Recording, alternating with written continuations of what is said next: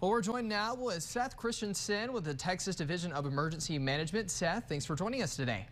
Yeah, thanks for having me. Yeah, so, of course, we've been talking about this big Arctic blast that's headed toward the state of Texas. So let's kind of walk through the people at home what you and your division here have been doing over the past couple of days or weeks to kind of make sure that residents across the state are ready for this type of cold air.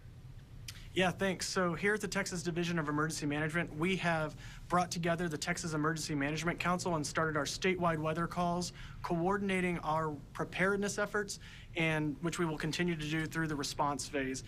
During these weather calls, we talk with the National Weather Service about what's to come, and then we talk with our state agency partners and local officials who are on those calls as well about what our response is going to look like, and trying to get our equipment ready to go, making sure everything's ready. We just went through the first real Arctic blast of the season just last week. So making sure our equipment is restocked and ready and checked out, and make sure it all works, and making sure that our resource staging areas are resupplied, so that we are ready to respond as soon as this cold weather hits our state. Right, of course, and we've got the cold air coming in. A lot of people think back to 2021, not all that long ago, where we had to deal with kind of this Arctic blast. So since then, as a division, what have been some steps there that you all have taken to kind of make sure Texans and everyone in general are more prepared for these type of events whenever they start to move into the Lone Star State? Right. This is exactly why I wanted to start preparing the public early and make sure we're messaging this early. Is I need families across Texas to begin preparing themselves, their families, their homes, and making sure we're taking care of the 4 Ps, people, pets, pipes, and plants.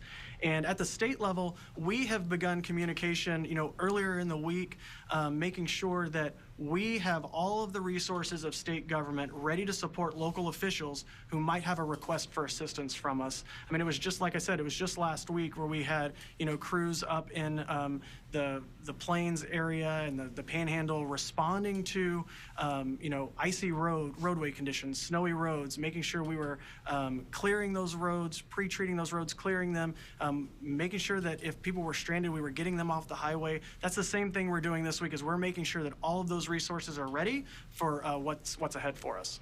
And I know the areas being impacted this week a little bit different. It's not too often that Houston uses the snow word in their forecast and everything. So there are some people that may be on edge with the cold and wintry precipitation coming in. So if there's any last piece of advice out there, what would it be, and how would you like to relay that to those who may be watching this evening? Thank you. I don't want anybody to become complacent. In some of these areas, Central Texas and in the Southeast Texas area, it's a little bit warmer today than it has been in the last few days. And so in the 60s and sometimes 70-degree weather, we get a little complacent.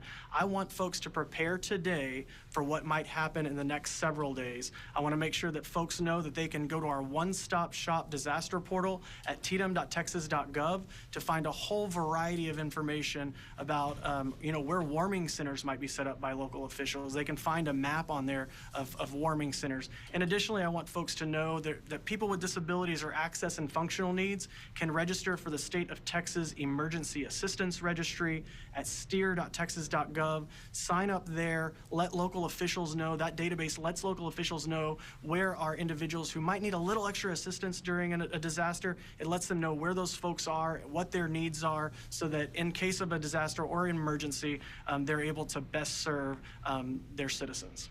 Awesome. Well, Seth, we really appreciate your time today.